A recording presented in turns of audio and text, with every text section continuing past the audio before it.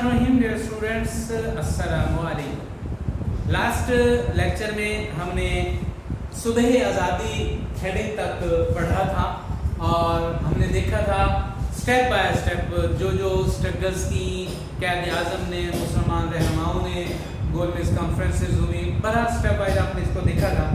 अब पाकिस्तान बन गया। पाकिस्तान बनने के बाद अब क़ायद आज़म मोहम्मद अली की सियासी और आइनवी कोशिशों के हवाले से क्या में पाकिस्तान में किरदार, एक तो था तहरीक पाकिस्तान के हवाले से जो हमने पीछे डिस्कस किया है। आज हम देख रहे हैं कि उसकी सियासी और आइनी तौर पे क्या कोशिशें थी, वो हम देखेंगे इस टॉपिक में।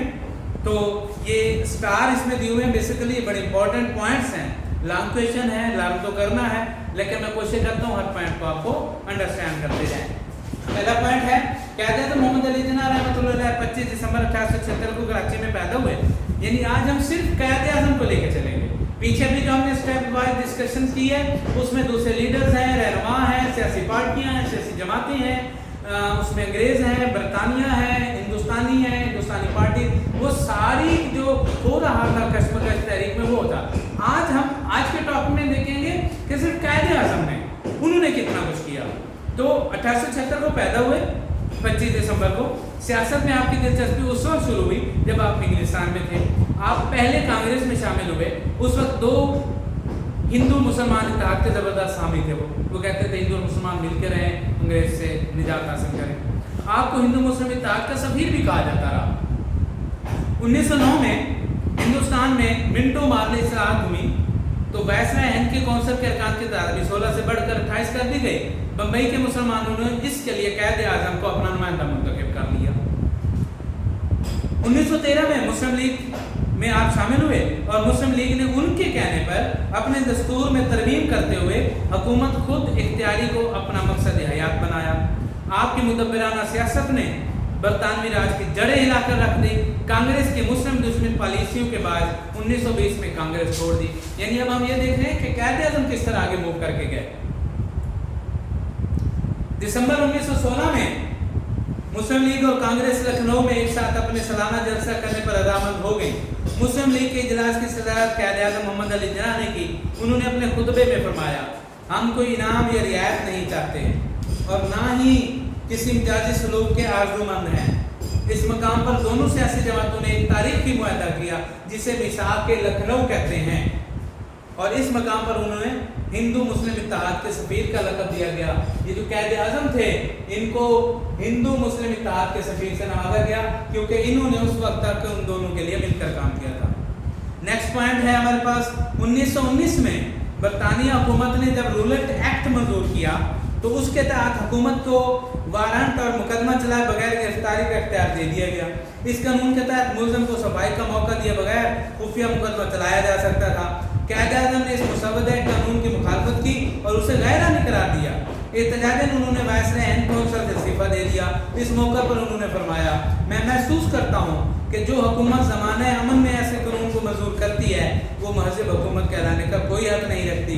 ताहम मुझे उम्मीद है कि वज़ीर अमूर हिंद ताजदार बरतानिया को ये मशवरा देंगे कि वो इस काले कानून को मुस्तरद करे। यानी अब ये पर्सनल जो स्ट्रगल्स थी क़ायद आज़म की, जो पर्सनल उन्होंने कोशिशें की अपनी ज़ाती हवाले से शुरू से अब तक उनको हम डिस्कस कर रहे हैं, हाईलाइट कर रहे हैं कि जो उन्होंने अपने से, एक तो होता है ना अपनी जमात के मौक़िफ़ को लेकर आगे चलना, अपने लीडर्स को लेकर चलना, अवाम के राय को, एक होता है इंसान खुद से क्या सोच रहा है, खुद से क्या करना चाह रहा है। तो अब हम देख रहे हैं क़ायद आज़म के विजन को कि वो किस तरह इसको मूव कर रहे थे लेकर।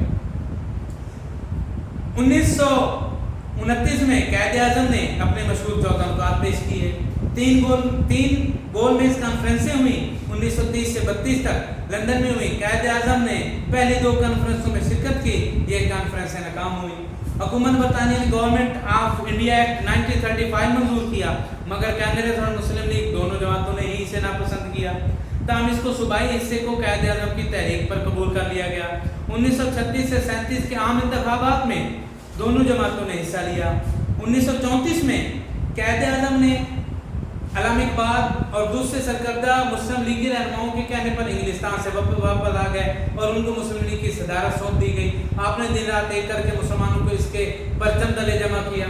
1940 में लाहौर में मुस्लिम का जलसा मुनक़िद हुआ जिसमें हिंदुस्तान के मुसलमानों ने मुतफ़िक़ा तौर पर एक करारदाद मंजूर की कि हिंदुस्तान के मुसलमानों को एक अलग खित्ता की ज़रूरत है जिसमें वो अपनी अक्सरियत के बलबूते पर अपनी ज़िंदगी इस्लाम के असूलों के मुताबिक गुजार सकेंगे। इस जलसा की सदारत क़ायद-ए-आज़म मोहम्मद अली जिन्ना रहमतुल्लाह अलैह ने की थी।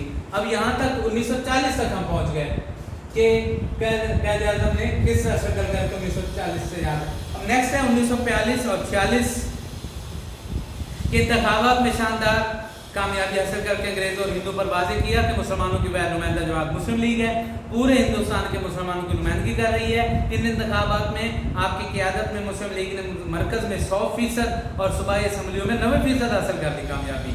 आपने कबीना मिशन की तजावीज़ का जिनके तहत अंग्रेज़ कांग्रेस को हुकूमत देना चाहते थे डटकर मुकाबला किया, हिंदू की हर चाल को नाकाम बनाया। इस मिशन को बिलाखिर तस्लीम करना पड़ा कि मुस्लिम लीग को किसी तौर पर नज़रअंदाज नहीं किया जा सकता। 14 अगस्त 1947 को पाकिस्तान मार्ज़ वजूद में आ गया। 15 अगस्त 1947 को क़ायद-ए-आज़म ने नई इस्लामी खुद मुख्तार रियासत के पहले गवर्नर जनरल की हैसियत से हलफ उठाया। क्या में पाकिस्तान से पहले कुछ अरसा पहले तक क़ायद-ए-आज़म रहमतुल्लाह अलैह की सेहत खराब हो गई थी, लेकिन इसके बावजूद दिन रात अपने फ़रज़ सरअंजाम देते रहे। उनको आराम का हरगिज़ मौका ना मिला, जिसकी वजह से उनकी तबीयत और ज़्यादा ख़राब हो गई। जुलाई 1948 में बीमारी ने शिद्दत इख्तियार कर ली। आखिरकार 11 सितंबर 1948 को अपने खालिक हकीकी से जा मिले।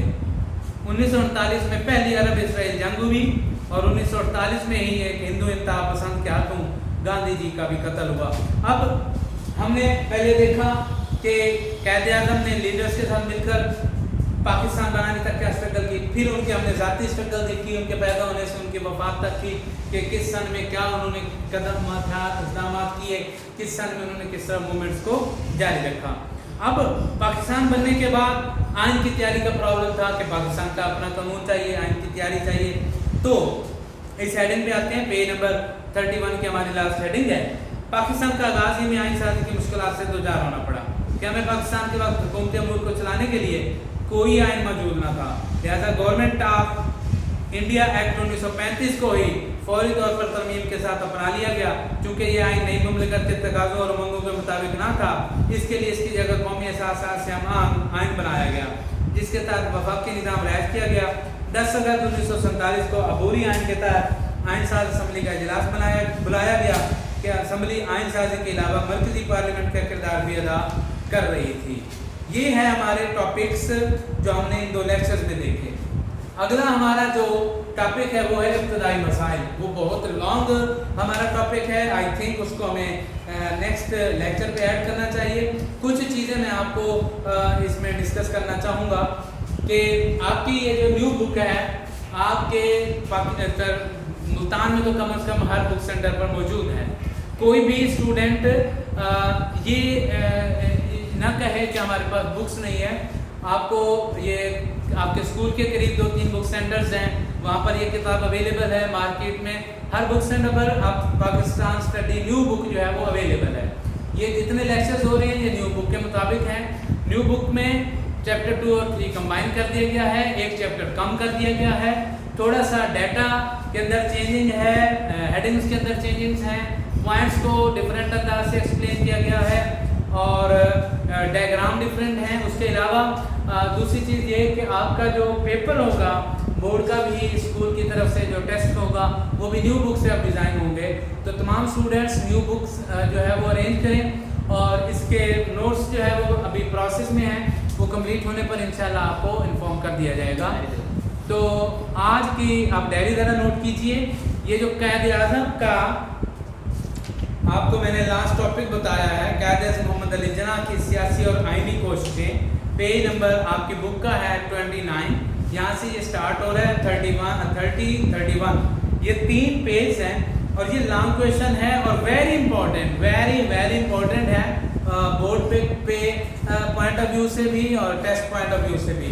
आज की डायरी आपका इसी लॉन्ग को लर्न करना, राइट करना और मुझे व्हाट्सएप करना है ताकि आपके मार्क्स को हम डेली बेस पर आपकी शीट पर ऐड कर सकें। किसी स्टूडेंट्स के पास अगर नंबर ना हो तो वो नोट कर सकता है और आपने इस नंबर पर इसको व्हाट्सएप करना है ताकि हम इसको चेक करके आपके नंबर्स को ऐड कर सकें। जब आप व्हाट्सएप करें अपना नाम अपना सेक्शन लाजमी मेंशन करें ताकि आपकी लिस्ट में उसको ऐड किया जा सके। ये आपकी डायरी है। कल हम इंशाल्लाह स्टार्ट कर रहे हैं पाकिस्तान बनने के बाद जिन मसाइल का सामना था वो इंशाल्लाह हम डिटेल से कल डिस्कस करेंगे। अल्लाह हाफ़िज़।